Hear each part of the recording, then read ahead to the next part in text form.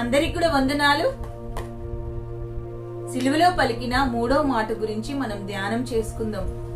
ఈరోజు చూసినట్లయితే సిలువలో పలికిన మూడో మాట యోహాను సువార్త 19వ అధ్యాయము 26వ వచనం నుంచి 27వ వచనం వరకు రాయబడిన మాట తల్లితో యేసయ్య పలికిన మాటగా అక్కడ చూస్తున్నాం.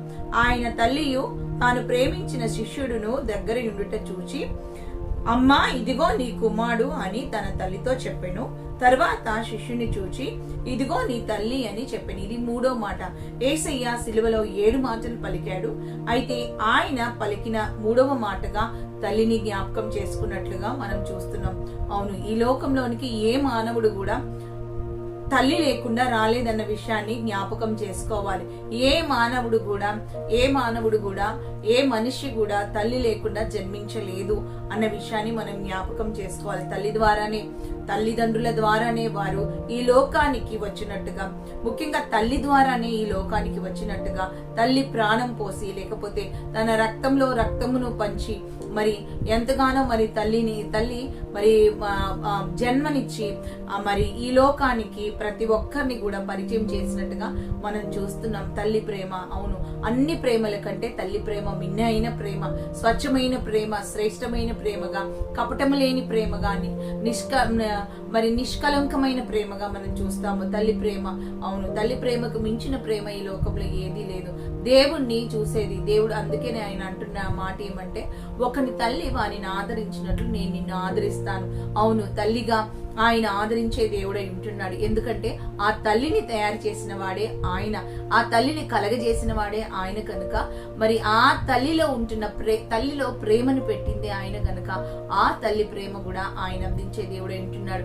ఇక్కడ చూసినట్లయితే యేసయ్య సిలువలో మూడో మాటగా ఆయన అంటున్న మాట అమ్మ అనేసి అంటున్న మాట చూస్తున్నాం. యోహాను సువార్తలోనే అమ్మ అని పలికిన మాట 2 సార్లు మనం వింటుంటాం. అవును, ఈ రోజు మనం చూసినట్లయితే ఈ మాట వింటున్నప్పుడు అమ్మ అన్న మాట ఎంత మాధుర్యమైన మాటో, ఎంత మధురమైన మాటో. ఎవరైనా మనల్ని అమ్మ అని పిలిస్తే ఎంత సంతోషించిపోతామో, ఎంత ఆనందించిపోతామో, ఎంత అది ఆ మాట అంత ఎన్నో మాటలు, గౌరవార్థమైన మాటలు ఎన్నో ఉంటాయి. కానీ అమ్మ అనే పిలుపులో ఉంటున్న గౌరవం, అమ్మ అనే పిలవడంలో ఉంటున్న గౌరవం, పిలిపించుకోవడంలో ఉంటున్న విలువ అది ఇంకా ఎంతో ఉన్నతమైంది. అవును, నిజమే. అమ్మ అని పిలుస్తూ ఆయన ఎంత మంచి దేవుడు అంటే, కన్న తల్లినే కాదు, చాలా మంది వారి సొంత వాళ్ళనేమో చాలా మర్యాదగా మాట్లాడతారు, పక్కన వాళ్ళనేమో ఇష్టం వచ్చినట్టు మాట్లాడతారు.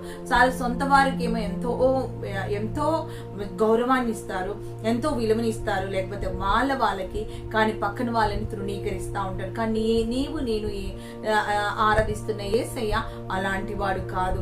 ఆయన ఒక పాపాత్మురాలనే స్త్రీని కూడా ఆయన అంటున్న మాట, అందరి చేత ద్వేషించబడి దూషించబడి మరణానికి అప్పగించబడిన ఆ స్త్రీతో కూడా అంటున్న మాట, అమ్మా నిన్నెవ్వరు కూడా శిక్షించలేదా అని ఆయన అంటున్నాడు. అమ్మా అన్న పిలుపులో ఎంత మాధుర్యం. నిజమే, మనకేదైనా చిన్న దెబ్బ తగిలితే అమ్మా అని తలుచుకుంటాం, మనకేదైనా చిన్న బాధ కలిగితే అమ్మా అని తలుచుకుంటాం. ఒకవేళ ఎవరికైనా అమ్మ చనిపోతే ఎంత బాధ, దుఃఖకరమో, వారి తల్లిని జ్ఞాపకం చేసి మా అమ్మ ఉంటే ఎంత బాగుండేది కదా, మా అమ్మ ఉంటే మేము వెళ్ళేవారు, మాకు పుట్టిల్లు లేకుండా అయిపోయింది, మా అమ్మ ఉంటే మేము మరి ఇలాగా చెప్పుకోవడానికైనా ఉండేదనేసి ప్రతి ఒక్కరు, ఆడపిల్లలైనా మగపిల్లలైనా మరి అమ్మ అని తలుచుకుంటూనే ఉంటారు ఎవరైనా సరే జీవితంలో.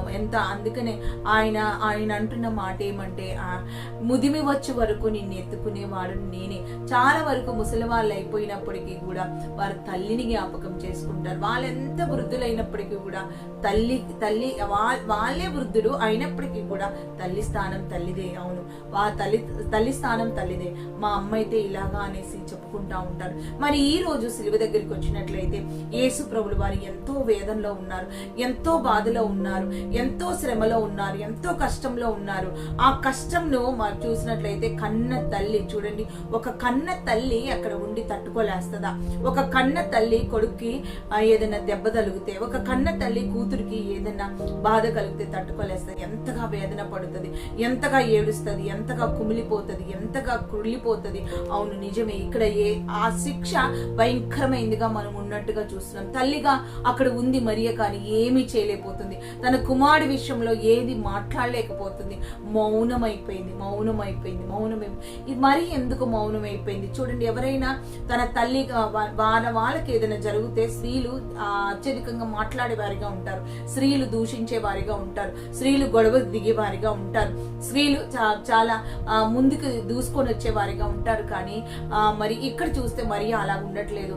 ఎందుకంటే ఆయన ముందుగానే ఆయన ఇంకా బాలుడిగా ఉన్నప్పుడే ఆయన మందిరంలోకి వెళ్ళినప్పుడు, ఆయన తప్పిపోయినప్పుడు మేము ఎంత కంగారు పడిపోయినాం కదా, కుమారుడా నువ్వెందుకని మాకు ఇలా చెప్పలేదంటే ఆయన అన్నమాట, నేను తండ్రి పని మీద ఉన్నాను అన్నమాట తన హృదయంలో ఉంది.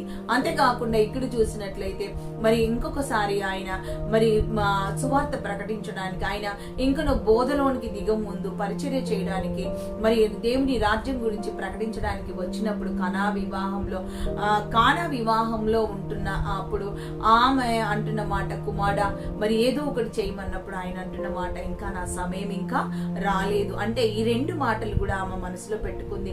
ఆమెకు తెలుసు ఈ కుమారుడు నా కుమారుడు కాదు, ఆయన దైవ కుమారుడు, నేను ఒక పాత్రగా వాడబడ్డానని తెలుసు. ఆమెకి తెలుసు కేవలము ఇది దైవ చిత్తమని తెలుసు.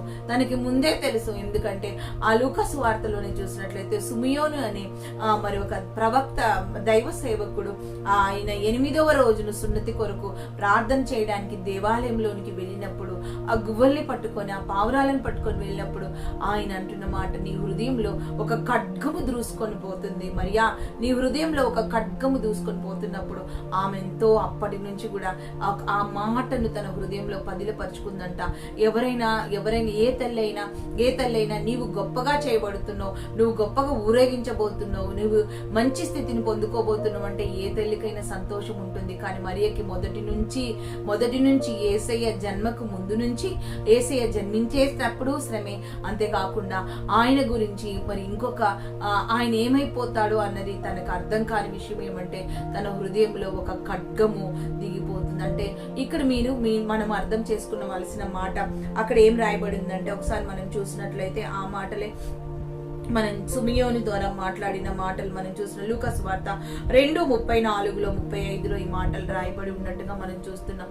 ఒకసారి చూసినట్లయితే ఎంత బాధ కదా, ఎంత బాధ. జనరల్ గా మనం ఆలోచిస్తే మనమే గినక అక్కడ ఆ శిలువ దగ్గర ఉంటే, మనమే ఆ మరియ స్థానంలో ఉంటే, మనమే ఆ యేసుని చూస్తున్నట్లయితే, ఆ కుమారుడు మన మానవులమైన మనమే మన కుమారుడు ఏదైనా అయితే మానవులమైన మనమే మన కుమారుడికి ఏదైనా గాయమైతే ఎంత అల్లాడిపోతామో, ఎంత ఏడు చేస్తామో. వాళ్ళు ఏం కాదు మమ్మీ నాకేం కాలేదు అన్నా కానీ వీళ్ళు ఎంత విపరీతంగా ఎంత నొప్పుందో, ఎంత బాధ ఉందో, నా కొడుకు తట్టుకోలేకపోతున్నాడు అనేసి నేను ఏడుస్తానని వాడు దాచిపెట్టేస్తున్నాడు అనేసి నిన్ని చెప్తా ఉంటారు. దేవుడు అక్కడ అన్ని బాధలు పడుతున్నప్పుడు చర్మం అంతా కూడా ఒలవబడి, ఆయన ఒక భక్తుడు చెప్తున్న విషయం ఏమంటే అక్కడ చూసినట్లయితే ఆ చర్మం అంట ఒక్కొక్క దగ్గర చుట్టలుగా, అంటే పేపర్ రిబ్బన్స్ ఏ విధంగా అయితే రిబ్బన్లు ఎలాగ ఊడిపడి ఒకవేళ వేలాడదీసి అతుకు పెడితే ఎలాగుంటుందో అలాగా ఎక్కడికక్కడ ఊడిపోయి చర్మం అంట చితుకు అయిపోయి రిబ్బన్లలాగా ఇట్లా పొడుగుగా అది వేలాడబడుతున్న స్థితి. మొత్తము మాంసపు ముద్ద, రక్తము ముద్ద, ఎక్కడ కూడా పోలిక కూడా లేకుండా ఆయన గురించి చెప్పబడిన మాట, స్వరూపమైన సొగసైన లేనివాడుగా ఆయన 10,000లో అతడు సుందరుడుగానే ఆయన స్వరూపమును ఆయన సొగసును కోల్పోయిన వాడిగా అక్కడ ఉంటున్నట్టుగా మనం చూస్తున్నాం. ఆ తల్లి ఎంత తట్టుకోలేకపోతుంది, ఆ తల్లి విలవిలలాడిపోతుంది. అతడు దైవ కుమారుడు, దేవుడే దిగి వచ్చిన నా గర్భం ద్వారా వచ్చిన వాడు అన్నట్టు అక్కడ అల్లాడిపోతున్నట్టుగా మనం చూస్తున్నాం. ఆ బాధ అంతా కూడా సిలువలో వేలాడుతుంది యేసయ్య, గాని యేసయ్య బాధ అనుభవిస్తున్నది ఇక్కడ మరియ కూడా అనుభవిస్తుంది, తన హృదయంలోనే అనుభవిస్తుంది, తన భయంకరమైన దుఃఖ మనసుతో అనుభవిస్తుంది. అవును నిజమే. ఈ రోజు చూసినట్లయితే అవును మరియ ఆ సుమియోను చెప్పిన ప్రవక్త ద్వారా పలికిన ఆ మాట ఎప్పుడైతే యేసయ్య సిలువకెక్కి వేలాడబడుతున్నాడో అప్పుడే ఆమె ఆమె జీవితంలో అది నెరవేర్చబడింది. ఎంత బాధ అంటే ఎంత బాధ, ఎంత హింసను అనుభవిస్తున్న ఆ పరిస్థితుల్లో, ఏడుస్తున్న పరిస్థితులలో, ఆ స్థితిలో మరి ఏది ఏమైనప్పటికీ ఏదైనా జరగని అంటూ నన్నేమైనా చంపేస్తారేమో, నన్నేమైనా పొడి చేస్తారేమో అన్న భయం లేకుండా నేను కూడా ఆయనతో పాటు చనిపోతా అన్నట్టు ధైర్యంగా అక్కడ ఉన్నట్టుగా మనం చూస్తున్నాం. అందరు అక్కడ మగ్దలేని మరి అంతేకాకుండా మరి అక్కడ చూసినట్లయితే మరి మన యేసు ప్రభుల వారి మరియా, తల్లి అయిన మరియా, అంతేకాకుండా అక్కడ ఇంకా సలోమి, ఇంకొక 5 మొత్తం కలిపితే 5 మంది స్త్రీలు అక్కడ ఉన్నట్టుగా చూస్తున్నాం. ఒకే ఒక వ్యక్తి, ఆయనే మరి యోహాను అనే శిష్యుడు అక్కడ ఉన్నాడు. తల్లితో మాట్లాడాడు, యోహాన్తో మాట్లాడుతున్నాడు. ఇదిగో ఆయనతో అంటున్నాడు. తర్వాత శిష్యుని చూసి ఇదిగో నీ తల్లి అంటున్నాడు. అవును, ఇది తల్లిదండ్రుల బాధ్యత. అవును, ఎవరైనా కానీ కుమారులు పిల్లలు తల్లిదండ్రుల పట్ల బాధ్యత కలిగి ఉండాలి. చాలా వరకు ఈ విషయంలో మనం జ్ఞాపకం చేసుకోవాలి. అందుకు మనకి ఇచ్చిన 10 ఆజ్ఞల్లో కూడా ఇది చాలా ప్రాముఖ్యమైనది. నీ తల్లిని నీ తండ్రిని నువ్వు సన్మానించు, అప్పుడు దీర్ఘాయుష్మంతుడు అవుతావని ఆయన నిర్గమాకాండంలో 20వ అధ్యాయంలో 12వ వచనంలో ఈ మాట రాయబడ్డట్టుగా మనం చూస్తున్నాము. యేసు ప్రభుల వారు కూడా ఈ మాటనే అంటున్నాడు. నీ తల్లిని నీ తండ్రిని నువ్వు సన్మానించాలి, నీ తల్లిని సన్మానించాలి, నీ తండ్రిని సన్మానించే వ్యక్తిగా నువ్వు ఉండాలి. మత్తయి సువార్త 19:18లో ఏంటి ఆజ్ఞలు అన్నప్పుడు ఆయన అంటున్న మాట ఏమంటే, యేసు ఆయన అంటున్న మాట ఒక్కొక్కసారి చూసినట్లయితే ఎఫెసీ పత్రికలో కూడా ఈ మాటలు రాయబడ్డాయి. ఎఫెసీ పత్రిక 6:1 కూడా చూసిన, పిల్లలారా ప్రభువునందు మీ తల్లిదండ్రులకు విధేయులై ఉండేవి. పిల్లలు విధేయులై ఉండాలి, తండ్రిని సన్మానించే వారిగా ఉండాలి, విధేయులై ఉండాలి, సన్మానించే వారిగా ఉండాలి. అవును, ఎప్పుడైతే దేవుడు తల్లిదండ్రులను సన్మానిస్తారో వారంట దీర్ఘాయుష్మంతులు అవుతారంట. తల్లిని తండ్రిని సన్మానం, నా తల్లి నన్ను పెంచండి, నన్ను కనంది, నాకు ఎంతో పరిచర్య చెయ్యండి, నన్ను పోషించండి, ఇంత పెద్ద కాలేదని వారిని సన్మానించే వారిగా ఉండాలి. తల్లిని తండ్రిని సన్మానించే వారిగా ఉండాలి. వారికి చిన్నప్పుడు పిల్లవానికి తల్లిదండ్రులు అవసరము, వృద్ధ తల్లిదండ్రులకు పిల్లల అవసరం. అవును, ఈ విషయాన్ని ఎప్పుడు మర్చిపోవద్దు. ఇప్పుడు ఉంటున్న పిల్లలుగా తల్లిదండ్రులుగా ఉంటున్న మీరు వృద్ధులైపోతారు, మీరు ముసలి వయసులోనికి వచ్చేస్తారు. మీ ఒకవేళ యవన స్థితిలో ఉన్నారేమో, కుమార్తెల్లో ఉన్నారో, మీరు కూడా వృద్ధాప్యంలోకి వస్తారు. ఆ టైంలో మీరు తల్లిదండ్రులకి అంతే అంటారుగా, తాత చిప్ప తలాపుని. మనం ఏది చేస్తామో మన పిల్లలు కూడా అదే చేస్తారు. అందుకే ఆయన అంటున్న మాట మొదటి నుంచి 10 ఆజ్ఞల్లో ఎంత ప్రాముఖ్యమైంది కాబట్టి 10 ఆజ్ఞల్లో ఆయన పెట్టాడు.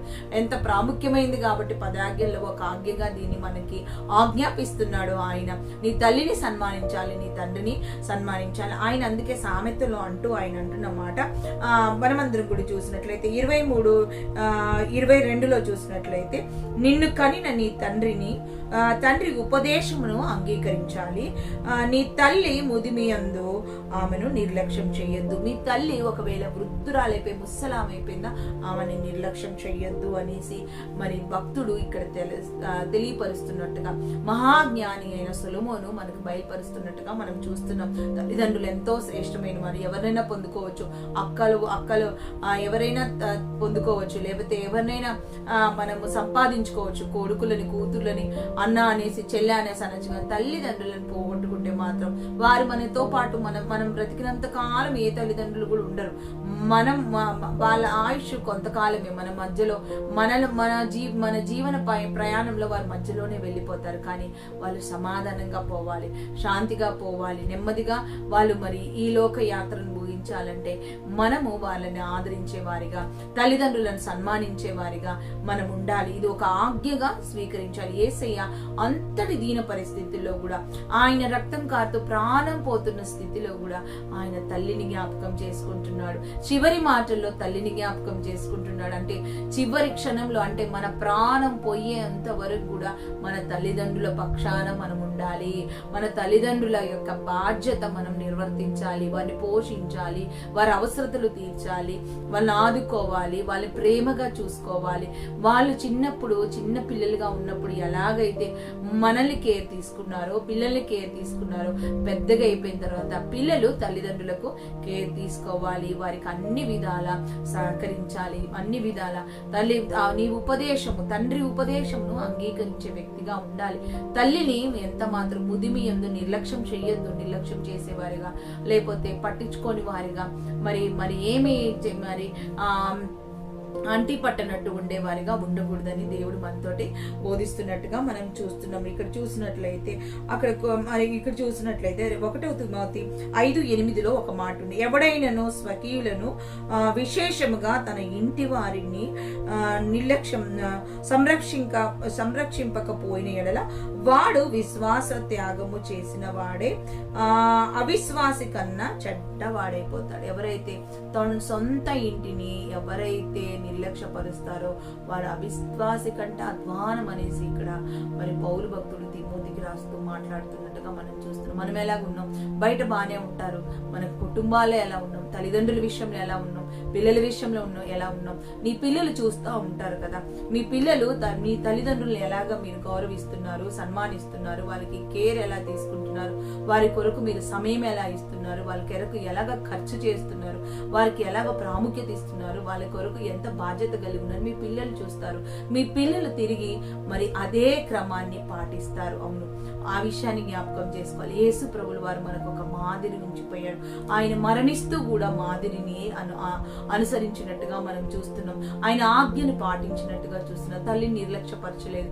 ఇంకా నా జీవితం అయిపోయింది, నేను మధ్యలోనే వెళ్ళిపోతున్నాను, అయితే నా తల్లి బాధ్యత నా శిష్యుడికి ఇస్తున్నాననేసి అక్కడ ఉంటున్న నా ప్రియ శిష్యుడిగా ఉంటున్న యోహానికి అప్పగించి తన అప్పగింతలన్నీ ముగించినట్టుగా మనం చూస్తున్నాం. అవును, ఆ క్షణంలోనే, ఆ గడియలోనే ఆ శిష్యుడు కూడా తల్లిని స్వీకరించినట్టుగా మనం చూస్తున్నాం. అవును, నిజమే. ఈ రోజు మనము స్వీకరించే వారిగా, ఈ రోజు మన తల్లిదండ్రుల పక్షాన బాధ్యత కలిగిన వారిగా ఉండులాగున చిన్న ప్రార్థన చేసుకుంటూ ఈ 3వ మాట ద్వారా మరి ఆదరించబడలాగున, తల్లి విషయంలో, తండ్రి విషయంలో నీవు ఒకవేళ నువ్వు బాధ్యతగా ఉన్నప్పటికీ, బాధ్యతగా ఉంటున్న విధాన్ని బట్టి నువ్వు దీవించబడలాగున, దీర్ఘాయుష్మంతులు నువ్వు అగులాగున. చాలా మంది తల్లిదండ్రుల్లో ఎన్నో లోపాలు ఉండవచ్చు, మేబీ అందుకనే దేవుడు ఇలాగా అన్నాడు. ఒక కుమారుడు ఒక రకంగా, ఒక కుమారుని మరొక రకంగా, ఒక కూతుర్ని ఒక రకంగా, మరొక కూతుర్ని ఇంకో రకంగా చూస్తారు. వారు కరెక్టే, వాళ్ళలో పక్షపాతం ఉంటుంది. ఎందుకంటే ఇస్సాకు రెబకా విషయంలో అలాగే జరిగింది కదా.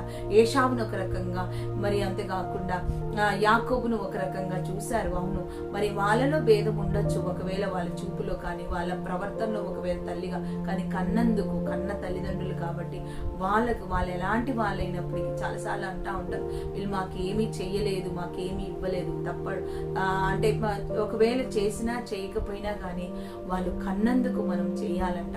దేవుడి ఆజ్ఞ గనుక, ఇది ముఖ్యమైన ఆజ్ఞ గనుక ఈ విషయాన్ని మీరు మనమందరం కూడా జ్ఞాపకం చేసుకుంటూ మనమందరం కూడా తల్లిని తండ్రిని సన్మానిస్తూ దీర్ఘాయుష్మంతులుగా మనం మార్చబడలాగున ప్రభు ఆజ్ఞ చివరి కోరిక గనుక, చివరి మాటల్లో ఇది ఎంత ప్రశస్తమైందన్న విషయాన్ని మనం జ్ఞాపకం చేసుకుంటూ, ఒకవేళ తల్లిదండ్రుల్లో బట్టి గాయపరచబడి, తల్లిదండ్రులను బట్టి ఒకవేళ బాధపరచబడి వాళ్ళని దూరం పెట్టేసామేమో కానీ దేవుడి మాటను బట్టి ఇప్పుడు దగ్గర చేసుకొని మనం వారి యొక్క మరి దేవునికి లోబడుతూ మనం దీవించబడాలని చిన్న ప్రార్థన చేసుకుని దేవుని నామని మహిమపరుద్దాం. స్తోత్రం యేసయ్యా, గొప్ప దేవా, నీకు వందనాలు, స్తుతులు, స్తోత్రాలు ప్రభా.